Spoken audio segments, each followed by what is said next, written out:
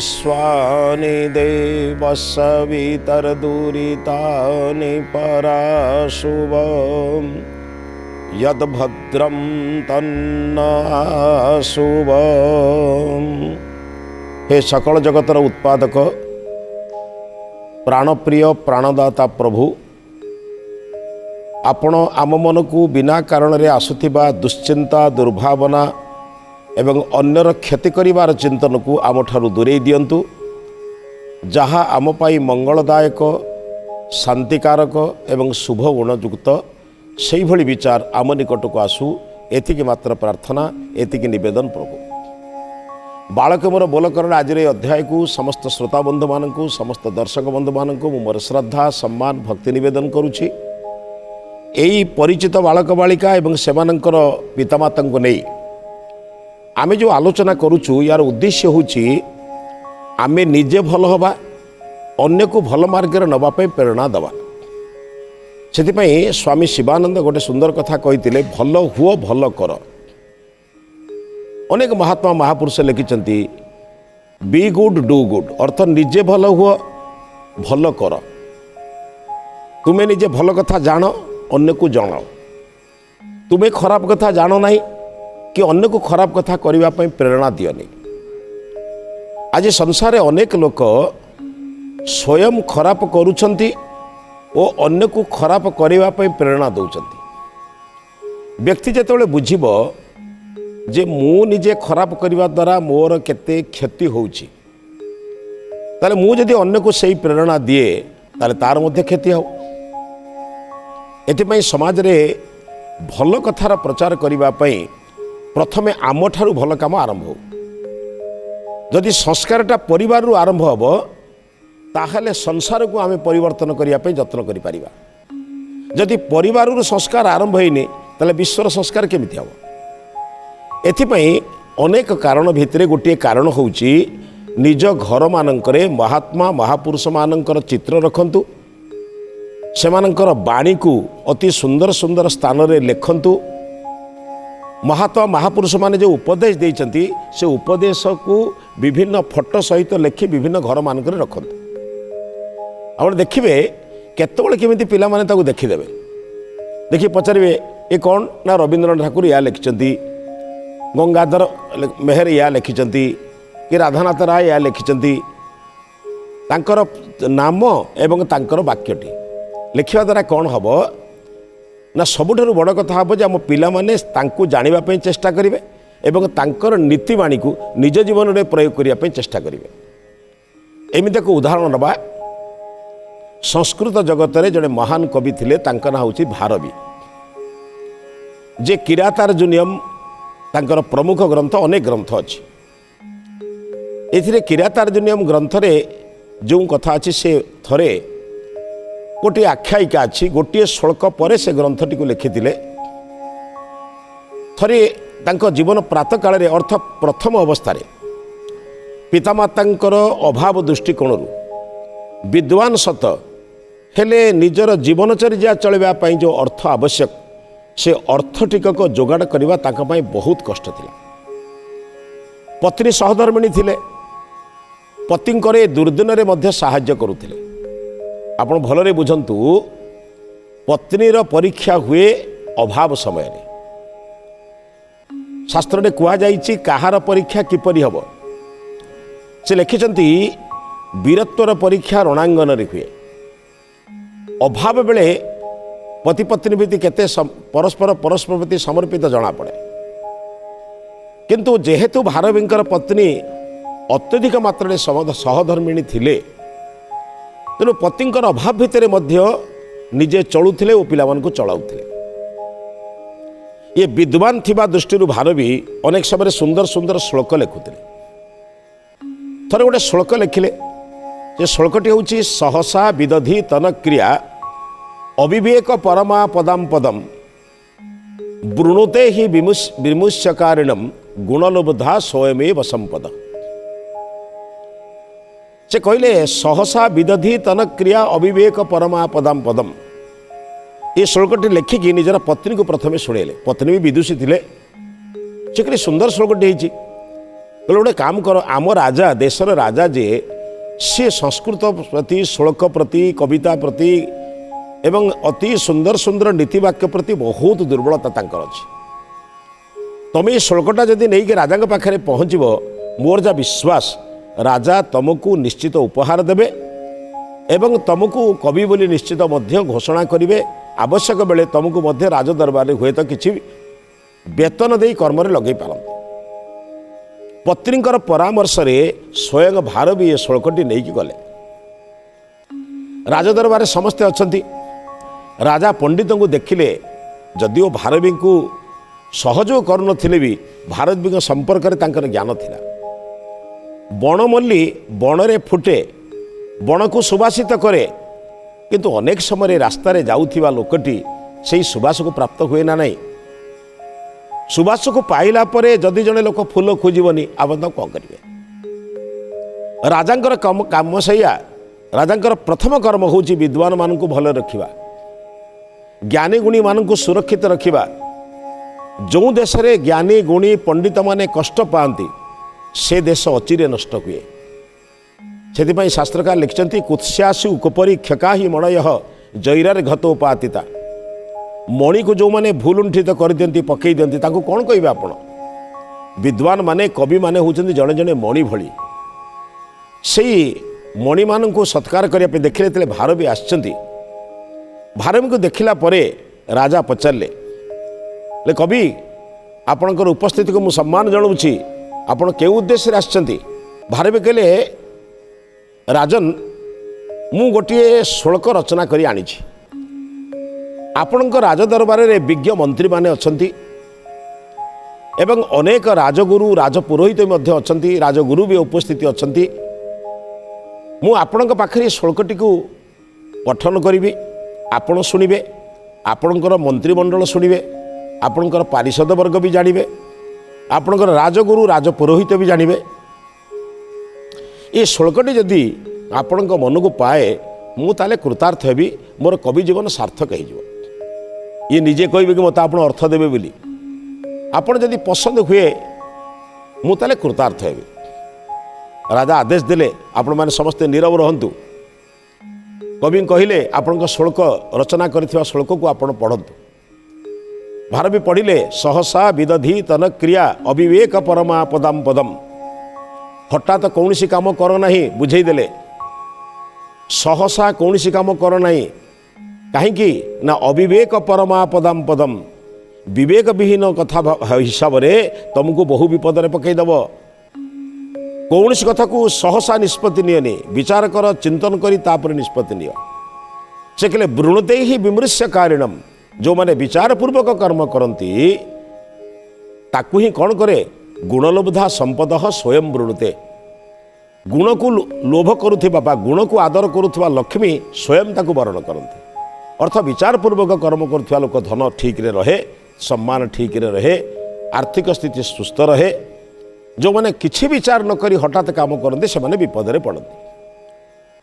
ମନ୍ତ୍ରୀମାନଙ୍କ କଥା, ସେନାପତି କଥା କି ରାଜଗୁରୁ, ରାଜପୁରୋହିତ କଥା ପଛରେ କହିବା। ଏ ଅର୍ଥ ଶୁଣି ସାରିଲା ପରେ ରାଜାଙ୍କୁ ଲାଗିଲା ଯେମିତି ଗୋଟେ କି ସୁନ୍ଦର ଶ୍ଳୋକ। ଆନନ୍ଦରେ ଉଠି ପଡ଼ିକି ଯାଇ ଭାରବୀକୁ ଆଲିଙ୍ଗନ କରି କହିଲେ, କବି କି ସୁନ୍ଦର ଶ୍ଳୋକ ତମେ ଆଣିଛ, ବହୁ ଆନନ୍ଦିତ ମୁଁ। ତମକୁ ମୁଁ ସ୍ୱର୍ଣ୍ଣ ମୁଦ୍ରା, ଯାହା 100 ସ୍ୱର୍ଣ୍ଣ ମୁଦ୍ରା ଦେବା କଥା ଦେବା ସହିତ କହିଲେ, ତମର ସମସ୍ତ ପ୍ରକାର ବ୍ୟବସ୍ଥା ମୁଁ କରିଦେଉଛି।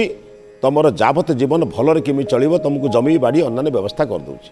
ରାଜା କବିଙ୍କର ସମସ୍ତ ପ୍ରକାର ବ୍ୟବସ୍ଥା କରି ସାରିଲା ପରେ ଭାବିଲେ, ଏତେ ବଡ଼ ସୁନ୍ଦର ଶ୍ଳୋକଟିକୁ ମୁଁ ଏମିତି ସେମିତି ଜାଗାରେ ରଖିବିନି। ତେଣୁ ତାକୁ ସୁନ୍ଦର ଭୁର୍ଜପତ୍ରରେ ଲେଖିଲେ। ଭଲ ଲେଖିବା ଲୋକକୁ ଡାକିଲେ, ଯେମିତି ସୁନ୍ଦର ସୁନ୍ଦର ଅକ୍ଷରରେ ଲେଖିବ।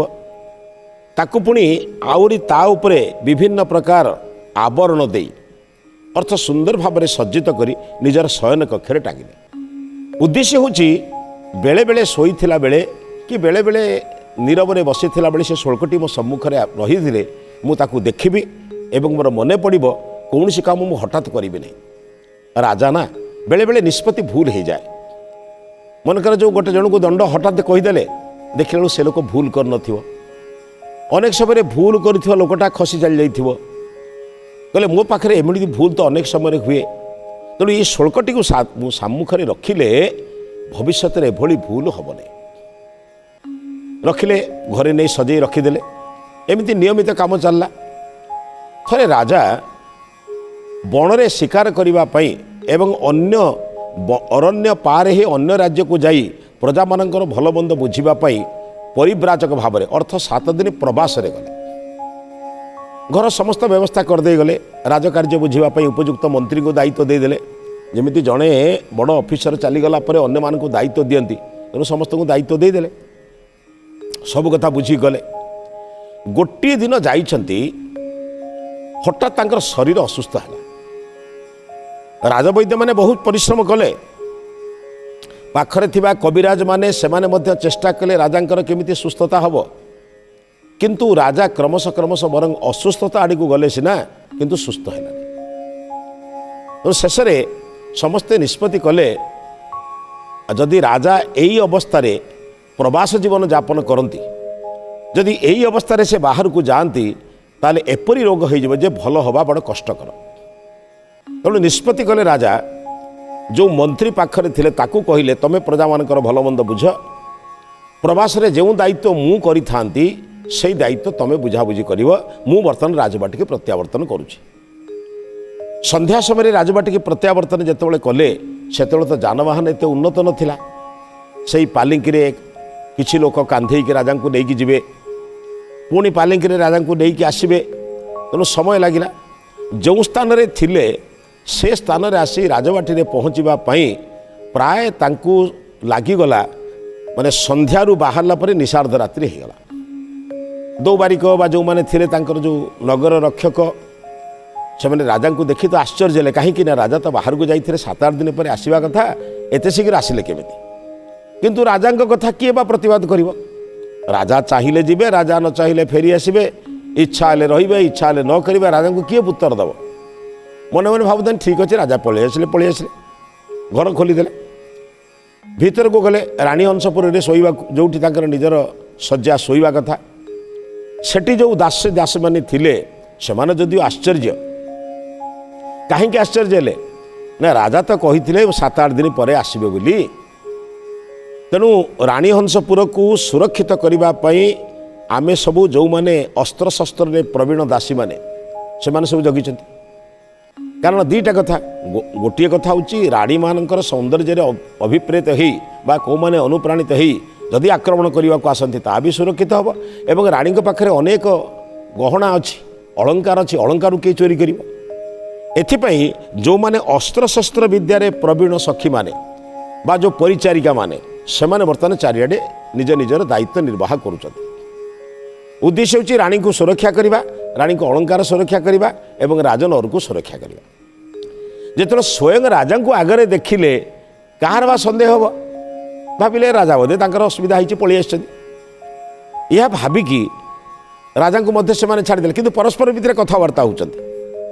राजा तो 8 दिन पर जाइए कौन है पलि आले किए भावुची अच्छा राजा को बा पचार किए राजा बा क्या पाखे कहे मोर शरीर असुस्थ है बोली आसिली तांकर विश्वस्त लोक जी तांकर व्यक्तिगत कर्मचारी सी सीना जानव अन्य मैंने कौट जानवे राजा शरीर असुस्थ है बोली से आसिले से विषय जानवर किसी आवश्यकता नहीं किंतु सखी मैंने लक्ष्य कले आमे जो शस्त्र धरी अपेक्षा करूँ आमर आवश्यकता बोधे ना राजा तो स्वयं आसिले आगामी काल ठार आम आम कार्य को जीवु जो आम थिलु जीवु परस्पर भितर कथबार्ता होचन कथबार्ता ही राजा किंतु चलुचंती आगरे राजा आगु को जाई देखिले बड़ अद्भुत माने भूमि जगह पाद तलू माटी खसीगला भाया लगे देखिले राणी शोईचंती तांको पाखरे जड़े युवकटी शुचे जानी पुत्रर बयस केते राजा स्वयं जानी पुत्रर बयस केते बा तांकर जो पत्नीकर भाई किंबा तांकर निजर बंधु बांधव भितर बयस केते भी अनुभव करते चिन्हिचंती से देखिले गोटे अपरिचित युवकटे शोई राजा माने पाद तलू जमी भूमि खसीगला भली लगिला भाविले मु जहाँ को एते विश्वास करी एते चिंतन करी निजर बोली भावी से भली शेष कर राजा भाविले मु यही समय खड़गर उभय को हत्या करदेवी राजा लोक संगे संगे क्रोधान्वित हो जाती। जो मैंने प्रशासक लोक अनेक समय क्रोधान्वित हो जाती। जदि प्रशासक क्रोधान्वित होना ताले अनेक क्षति हो जाए। तेणु जे प्रशासन उच्चतर अधिकारी को जाती, जो मैंने बड़ बड़ पद पदवी रहती, से धैर्य ज्ञान बेसी रहा दरकार। अनेक लोक तो तुम पाखे कंप्लेन करेंगे। मनकर गोटे कलेक्टर पाखे जदि लोके कंप्लेन करेंगे ना, से कंप्लेन को शुणी जब से क्रोधान्वित हो, तेणु जो अभियोग को समाधान कर किए, से राजा धैर्य शक्ति रहा दरकार। तथापि क्रोधान्वित हो गले, क्रोधान्वित हो भावुले हत्या करदे बोली लक्ष्य पड़ा से शुल्कटा।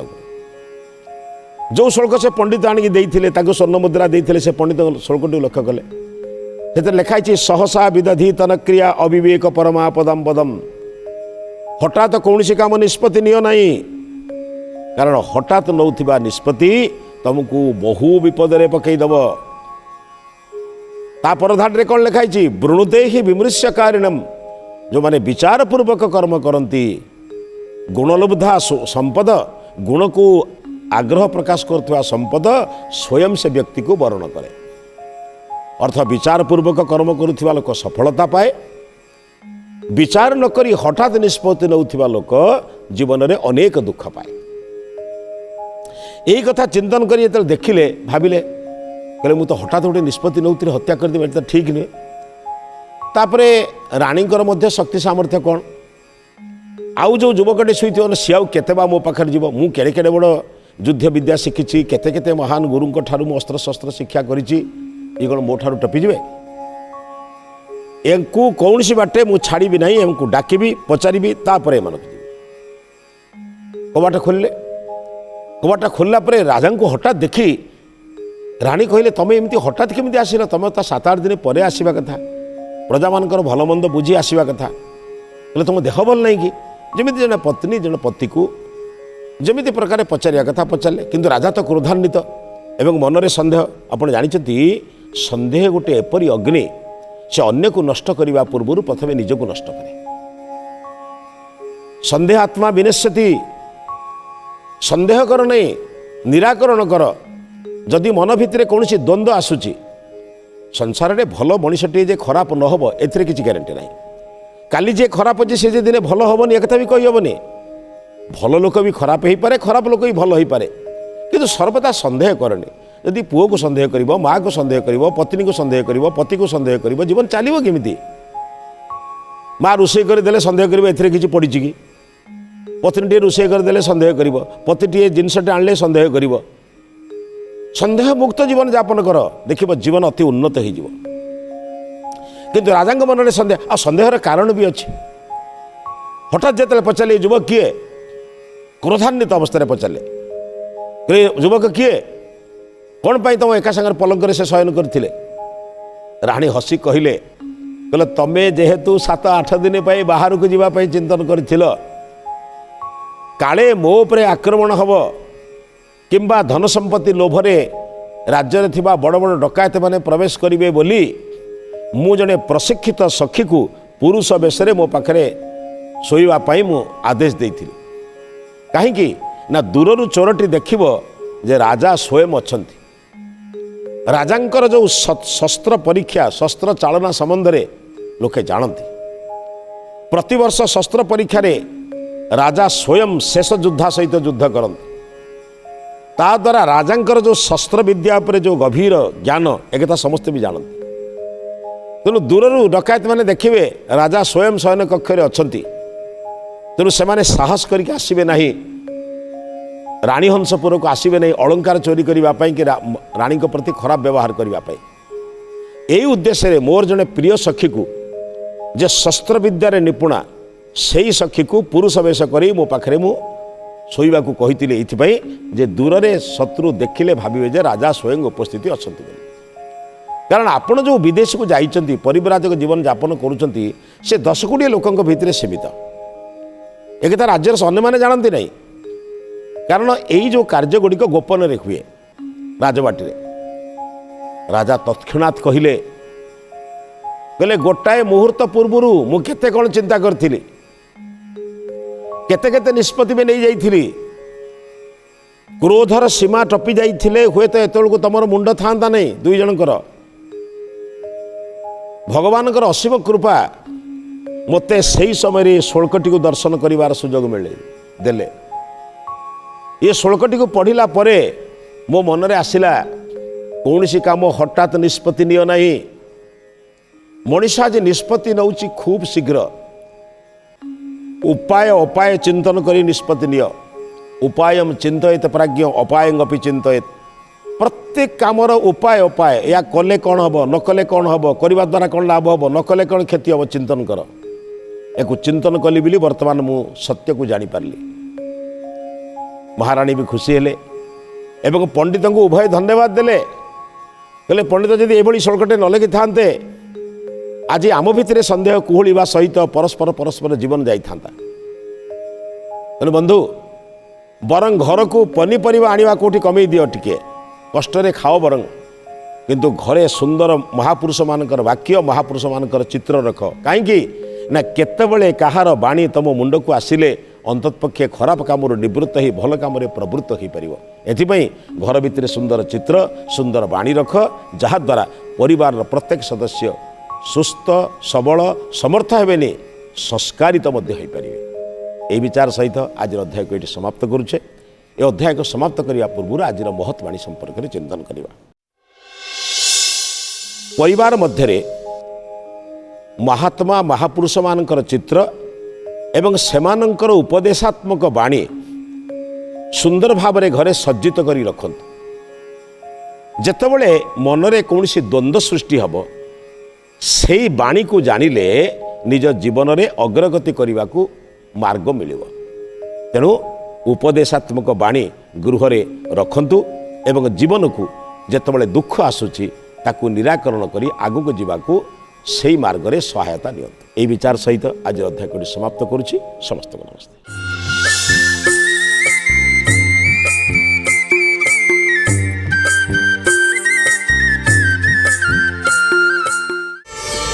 प्रार्थना आम आनंदर उत्स।